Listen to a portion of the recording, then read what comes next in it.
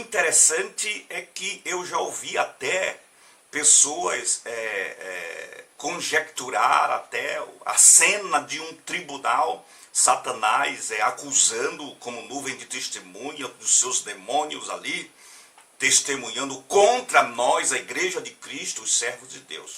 Vamos ler o texto?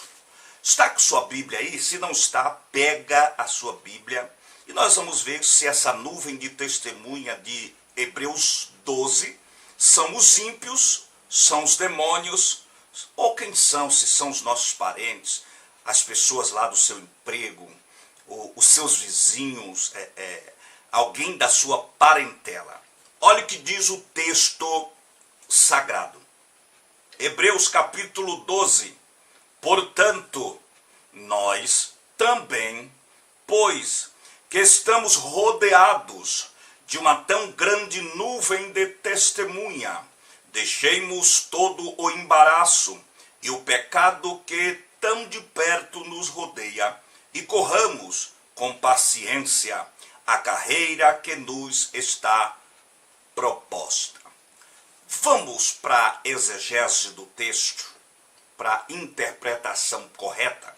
Este é o objetivo do nosso canal e é o que vem sendo ensinado em todos os nossos vídeos. Eu ensino, aprendo também e nós crescemos juntos. O que eu quero chamar a atenção aqui de início é que você observe que, na verdade, a palavra portanto, ela é uma conjunção conclusiva. O que é uma conjunção conclusiva, irmão bispo? Uma conjunção conclusiva é uma palavra que é usada, na verdade, para fechar uma frase, concluir um pensamento. É uma palavra que é usada para terminar um raciocínio. Uma conjunção conclusiva é uma palavra que conclui um pensamento. É uma palavra que termina uma frase. O que precisamos entender é que, na verdade, a Bíblia Sagrada, ela, na época em que foi escrita, ela ainda não estava dividida em capítulos e em versículos. É por isso que é bom nós estudarmos e buscarmos conhecimento, tendo ciência de que na época em que a Bíblia foi escrita, ainda não estava dividida em capítulos e versículos. Logo buscamos o entendimento de que a nossa Bíblia foi dividida em capítulos e versículos no início do século XIII por um homem que na verdade era um bispo e também teólogo, conhecido pelo nome de Stephen Langton.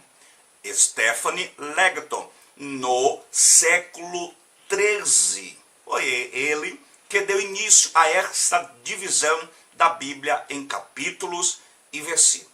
Logo se entende de que o capítulo de número 11, onde está inserido a galeria dos heróis da fé, e o capítulo 12, eles fazem parte de um mesmo diálogo, de uma mesma informação. Ou seja, os dois capítulos estão falando acerca de um mesmo assunto que se inicia no capítulo 11 e conclui-se no capítulo de número 12. Deu para começar a abrir o entendimento aí? Se você observar, você vai ver que, na verdade, o texto fala que nós estamos rodeados de uma nuvem de testemunhas.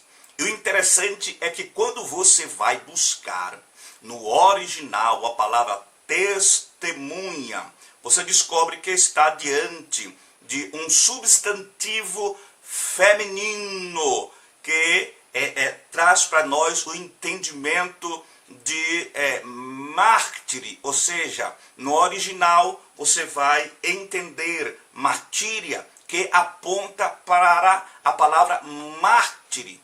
Quem não sabe qual o significado de mártire? O que é um mártire, irmão bispo?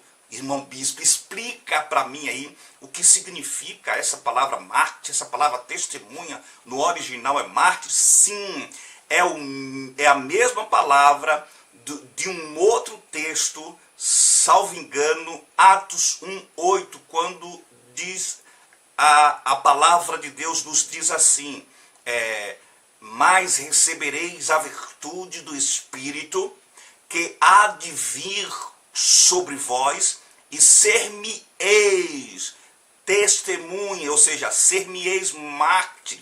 Mas o que é mesmo mártir? Mártir, na verdade, é uma pessoa que está disposta a pagar com a sua própria vida em defesa da sua fé, daquilo que ele crê, ou seja, alguém que está disposto a ser morto por amor a Cristo, ao nosso Deus e a sua poderosa palavra.